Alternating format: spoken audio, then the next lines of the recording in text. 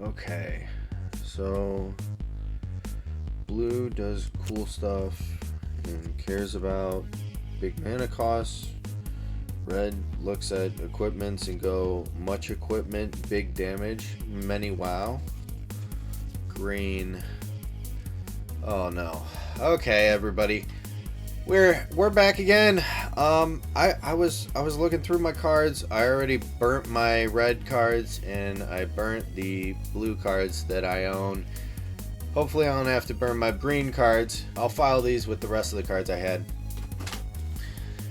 Anyways, we are going in with green and multicolored cards that were announced and leaked, previewed, whatever you want to say, for week 1 of Final Fantasy.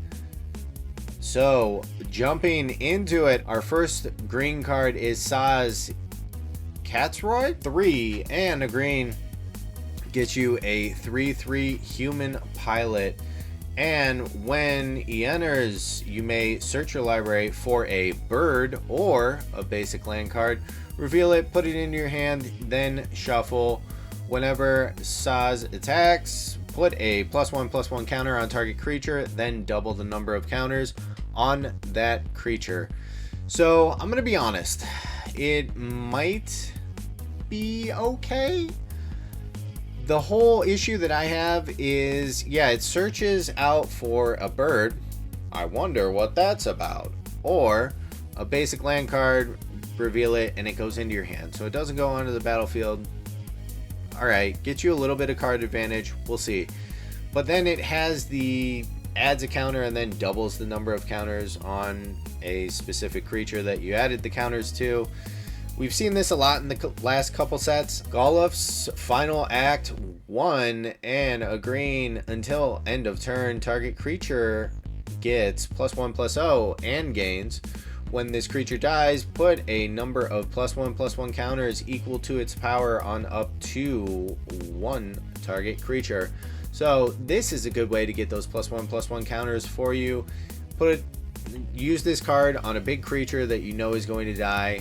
Gain those +1/+1 counters on a different creature. Cool little card. I think it's going to be a sweet little combat trick. Next up, Esper Origins 1 and a green. Surveil 2, you gain 2 life. If this spell was cast from your graveyard, exile it, then put it onto the battlefield transformed under its owner's control with a finality counter on it. And it has flashback for 3 and a green. Let's see. Another summon Esper, and it is 3 levels.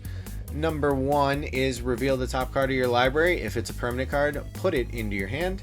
Number 2, add green. Number 3, other creatures you control get +2/+2 and gain trample until end of turn. It is a 4/4. It gives you card advantage in your hand. It gives you mana advantage. It gives you +2/+2 and trample until end of turn. That's sweet. Next up, Town Greeter 1 and a green. When this creature enters, mill 4 cards. You may put a land from among them into your hand. If you put a town card into your hand this way, you gain 2 life. We'll talk about town cards later. And it is a 1/1. This reminds me of maybe a cheaper and better Pothole Mole. This card could be pretty cool. Pothole Mole was pretty sweet and limited, so I'm interested to see where this card actually goes. So Vanel Cheerful Lassie, 3 and a green. When they enter, mill 2 cards, then return target permanent card from your graveyard to your hand. At the beginning of your first main phase, if you both own and control Vanel, a creature named Fang the Fearless, you may pay 3 black and a green. If you do, exile them, then meld them into Ragnarok Divine Deliverance. So this one just has the top. When we get to the other one, I'll show you the bottom. Next up, we have a sweet little bird here. Traveling Chocobo. Everybody was looking for Chocobos. We thought the little itty bitty cute guy was our dude. This is our big boy, all grown up. 2 in a green, you may look at the top card of your library at any time. You may play lands and cast bird spells from the top of your library.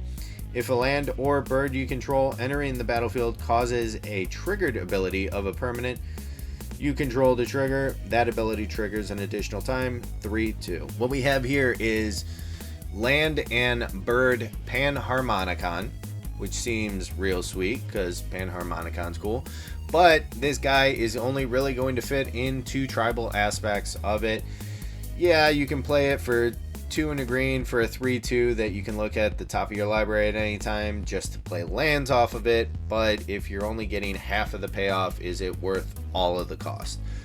The thing that we need to go into and talk about is scrolling down a little bit, Traveling Chocobo in the serialized, and it's not 500, it's 77 is the serialized number. People that hated Aether Drift's art treatment are going to double hate this one, but I can't see them being grumpy if they pull one. And also, it has the Caverns of Souls treatment from the latest Ixalan set, where we have this pinkish, bright reddish version.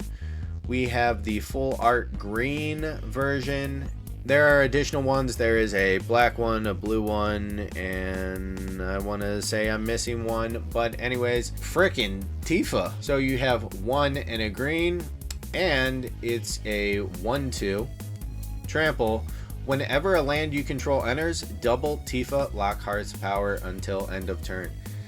Let me tell you something. If you have combat tricks, play your combat tricks before that landfall trigger pops off the stack, because it will double the power of your combat trick. Tifa is going to be a one-hit kill in a lot of instances. Next up, we have Summoner's Grimoire, 3 and a green.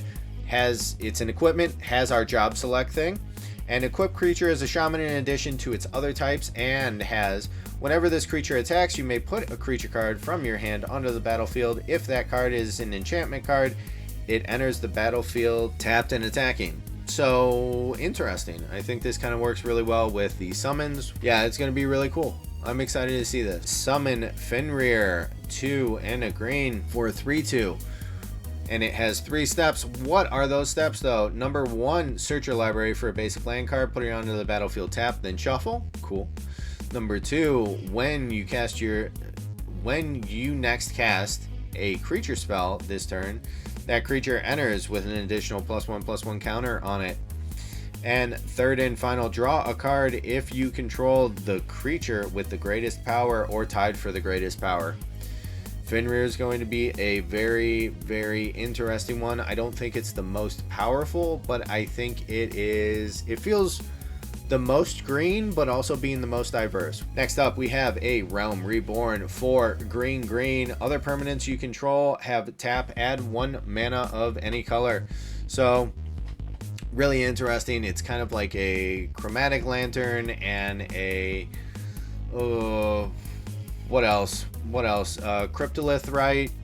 All mashed together, basically for the price of mashing those two together, but also allows your enchantments to tap too. So kind of cool. Think it's pretty expensive.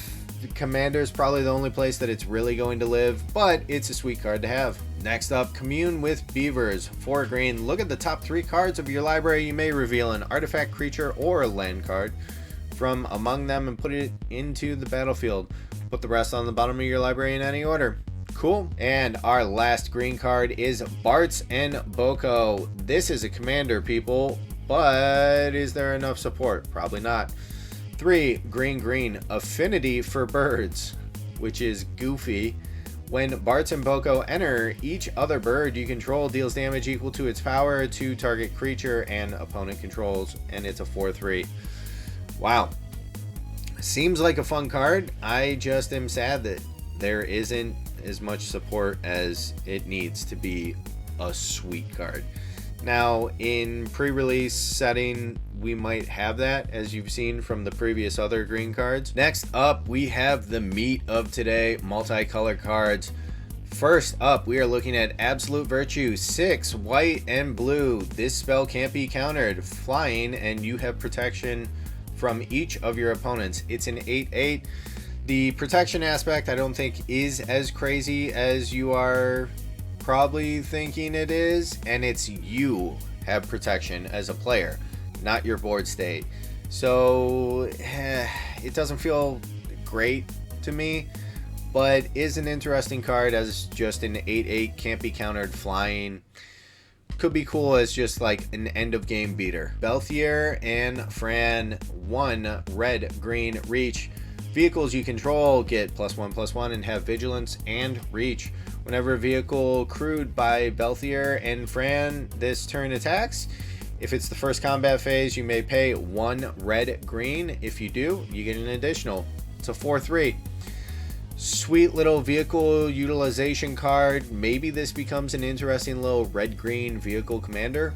I don't know. We'll see where it goes. Now, we have our big dog, Sid.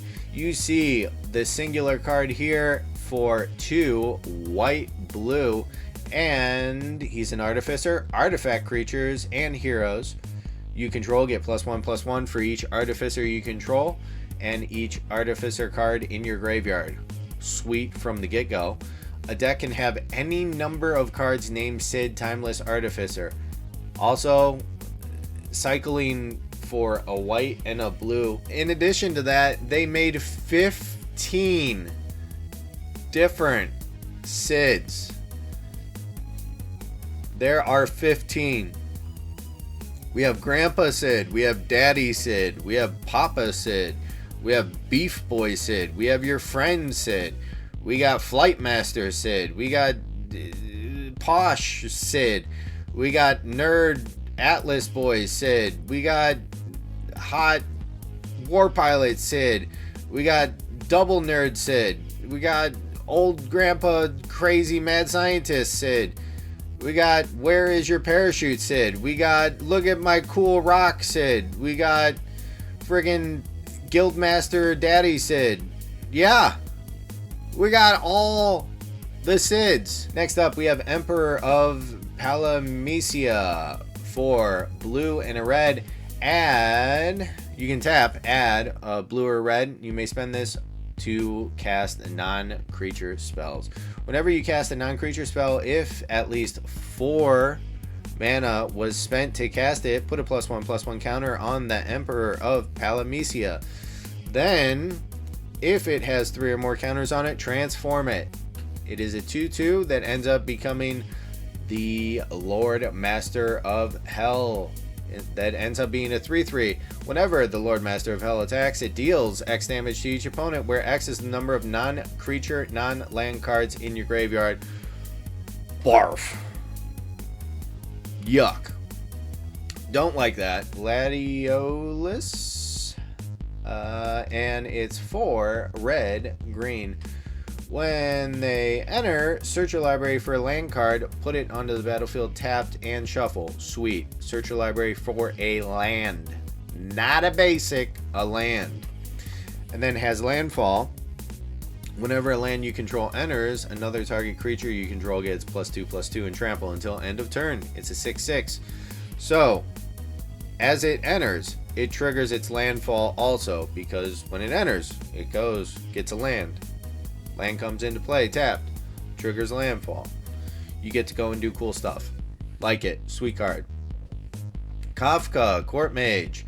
2 blue, red, and black. Whenever Kafka enters or attacks, each player discards a card.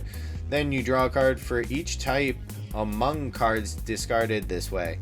Then you can pay 8.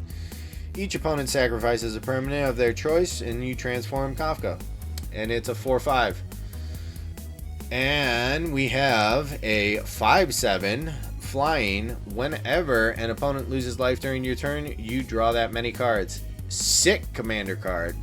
Not a good limited card. We have Noctis, Prince of Lucis, and 1 white, blue, black lifelink. You may cast artifact spells from your graveyard by paying 3 life in addition to paying their other mana costs. Their other costs. If you cast a spell this way, that artifact enters with a finality counter on it. So 4/3 for Noctis. Could be interesting way to play, you know, artifacts out of your yard. Next up, we have Lightning, army of 1/1 red and a white. First strike, trample, lifelink. Whenever lightning deals combat damage to a player until your next turn, if a source would deal damage to that player or a permanent that player controls, it deals double that damage instead. 3/2. So sweet, give me more damage. Has first strike, trample, lifelink. Keyword soup. Kuja, the genome sorcerer. 2 and black red. At the beginning of your end step, create a tapped 0/1 black wizard creature token with whenever you cast a non-creature spell, this token deals 1 damage to each opponent. Then if you control 4 or more wizards, you can transform it. It is a 3/4 on that side, and the next side it is a 4/6 with, if a wizard you control would deal damage to a permanent or player, it deals double that damage instead. Wizards are eating good. Yeah, sweet. It's not in like red blue because it has black, but it'd still be good. So Squall, Seed Mercenary. We have 2 white black, and whenever a creature you control attacks alone, it gains double strike until end of turn. Whenever Squall deals combat damage to a player, return target permanent card with mana value 3 or less from your graveyard to the battlefield, and it's a 3/4. So kind of like a cute little Sun Titan, right? Seems decent, and I think it's within range that it can be playable for sure. Shuntoto, Tactician, Magician. 1 and blue red. Whenever you cast a non-creature spell, Shuntoto gets +X +O until end of turn, where X is the amount of mana spent to cast that spell. If X is 4 or more, you get to also draw a card. Card could be real sick. There is definitely a lot of higher spell cost casting in blue that I'm seeing, so yeah, we'll see where it goes. I think it's got legs. I'm not going to say it's an incredible card, but could definitely be a fun one to play just across formats in general. 3 green white. Whenever they enter, create Angelo, a legendary 1/1 green and white dog creature token. Whenever they attack, another target creature you control gets +1/+1 until end of turn for each creature you control. I think this is cool because they just attack, creature gets +1/+1 for each creature you control. Play it in a token deck. Terra, Magical Adept. So 1 red green. When Terra enters, mill 5 cards. Put up to 1 enchantment card milled this way into your hand, and then has the ability of transform. And red green, tap, exile Terra, then return it to the battlefield transformed under its owner's control, activate only as a sorcery. Terra is a 4/2, and this gives us Esper Terra. So create a token create a token that's a copy of target non-legendary enchantment you control. It gains haste. If it's a saga, put up to 3 lore counters on it. Sacrifice it at the beginning of your next end step. This is what I was talking about with Bahamut. This side of Terra. This is sweet. That is the first 3 levels. In addition to that, the last level is add Wooburg twice, exile Terra, then return it to the battlefield with the face up. And it is a 6/6. So cool thing about this is you can use things like Spark Double or I don't know, various other copy artifact or copy enchantment type of things that make the enchantment not legendary, and then you can just create infinite mana and you win the game and everybody is sad. Ultimecia, Time Sorceress. 3 blue and a black. Whenever Ultimecia enters or attacks, surveil 2. At the beginning of your end step, you may pay 4 blue, black, and exile 8 cards from your graveyard. If you do, transform Ultimecia. Ultimecia Omnipotent with Menace. It's a 7/7. When this creature transforms into Ultimecia Omnipotent, take an extra turn after this one. Cool. Cool. There's going to be fun ways to abuse that. It is pretty expensive to get that flip off, and you got to exile 8 cards out of your graveyard. So I think it's too slow for almost everything, but we'll see. We'll see. Now, Vivi. What up? 1 blue and a red and 4/0 mana. Add X mana in any combination of blue and or red, where X is Vivi's power. Sweet. Sweet. And he's a 0/3. But then, whenever you cast a non-creature spell, put a +1/+1 counter on Vivi, and it deals damage. It deals 1 damage to each opponent. Pinger, Spell Slinger deck. It's going to be real good. It's going to be real good, especially with all those blue cards. Yuna is 3 green, white, and during your turn, Yuna and enchantments you control have Trample, Lifelink, and Ward 2. At the beginning of your end step, return up to 1 target enchantment card from your graveyard to the battlefield with a finality counter on it. 3/5. Yeah, enchantment decks go crazy. Love it. So Zidane, 3 red, white. When Zidane enters, gain control of target creature and opponent controls until end of turn. Untap it, it gains lifelink and haste. And whenever an opponent gains control of a permanent from you, you create a treasure token, and it's a 3/3. So when they enter, basically at the end of your turn, you're going to get a treasure token out of this because you steal it. You steal one of your opponent's things. And then at the end step, they gain control of something you controlled. So you get it. Cool little engine there. Interested to see kind of how you can, maybe abuse it and make it happen, and additional other types of strategies that already exist. So Zand Dark Mage, 2 blue, black, menace. Zand gets +1/+1 for each non-creature, non-land card in your graveyard. It's a 3/3. Yeah, as I've been saying, I feel like the whole time, Spell Slinger go crazy. This card could be real good wherever it lands. Choco, Seeker of Paradise, 1 green, white, blue. Whenever 1 or more birds you control attack, look at that many cards from the top of your library. You may put 1 of them into your hand, then put any number of land cards from among them onto the battlefield tapped, and the rest into your graveyard. Also has landfall. Whenever a land you control enters, Choco gets +1/+0 until end of turn, and it's a 3/5. Card could be pretty sweet. Like if there can be enough bird support, it could be pretty sweet, and I'm interested to see it played in Commander. So if anybody finds a cool way to make this guy work, let me know. And our last card of the day, we have Sarah Farron. For 1 green, white, the first legendary creature spell you cast each turn costs 2 less to cast at the beginning of your combat.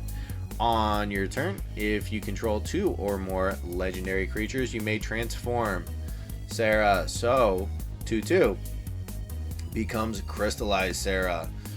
The first legendary creature spell you cast each turn costs 2 less, and then legendary creatures you control get +2/+2, and it stays like that. Sweet card. I think it's going to be an easy way to turn it on in standard. I think there's going to be easy ways to turn it on even in pre-releases, and Commander just is going to think that it's sweet, especially in a oops all legendaries deck. So that's my thoughts on our good old green and multicolor cards today. Thank you for hanging out with me, and I'll catch you next time. Bye.